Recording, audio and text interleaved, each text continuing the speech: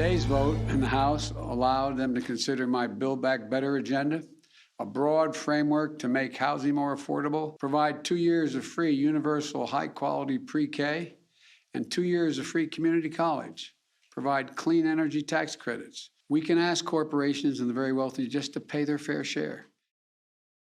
There, President Biden taking a victory lap yesterday as his $3.5 trillion budget plan narrowly passed in the House on party line vote. But his handling of the Taliban takeover, dealing a harsh blow in the polls, as 55% now disapprove of his job performance. Look at only 41% approve. House Minority Whip Steve Scalise is here with reaction. Steve, good morning to you.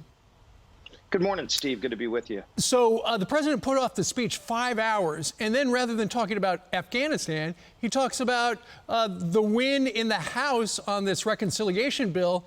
But as it turns out, that's probably what he's been working on all week long. It's not Afghanistan. I've got a pretty good idea. He's probably leaning on Democrats, trying to get them to vote for this thing.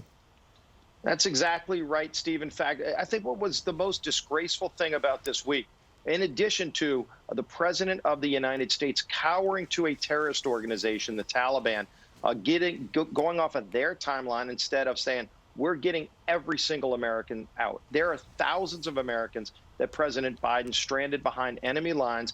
And instead of spending every minute working to get them out, he put a shot clock on them, saying there's only 7 days left to get all Americans out. He was wasting precious time this week, burning the phones up, pressuring Democrats to vote for a $5 trillion spending bill and tax bill. That's what he was wasting time on. Every minute of his days should be getting all Americans out, because we're going to look back after the timeline that shouldn't be in place is passed, and we're going to know that there are Americans still behind enemy lines, and he wasted time just trying to pressure to get a tax and spend bill passed through Congress this week instead of trying to get every American out, which is his main responsibility. That's the oath he took up. Well, Steve, I cited that USA Today poll where the president is tanking because of Afghanistan. At the same time, it shows that so many people feel the war wasn't worth it. And how we got here. So it's not that they are against us getting out. They're against getting out the way that the president is doing it. And that's one of the reasons why 2 members of Congress, a Democrat by the name of Seth Moulton and a Republican, Peter Meyer, it was revealed last night, they flew over on an empty cargo jet, it sounds like, and they went and took a look at Kabul with their own 2 eyes, and they say there's no way that we can get everybody out a week from last night.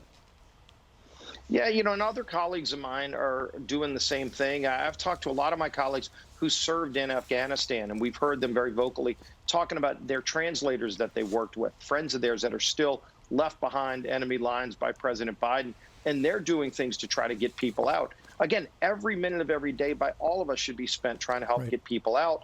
That's not where President Biden's priority was. He led the press conference yesterday, not with Afghanistan and the Americans left behind, but with the $5 trillion tax and spend bill that he pushed to pass last week. It was disgraceful. Well, it's interesting that you say more members of Congress are going to Kabul, because Nancy Pelosi said last night, nobody should do that because it's diverting resources, and just don't do it. But according to you, somewhere on the way. All right. Steve, thank you very much. And that's where the resources need to be. Yeah. And we need accountability and oversight, ultimately, on what's going on. All right. Steve, thank you very much for joining us from D.C. Thank you, Steve.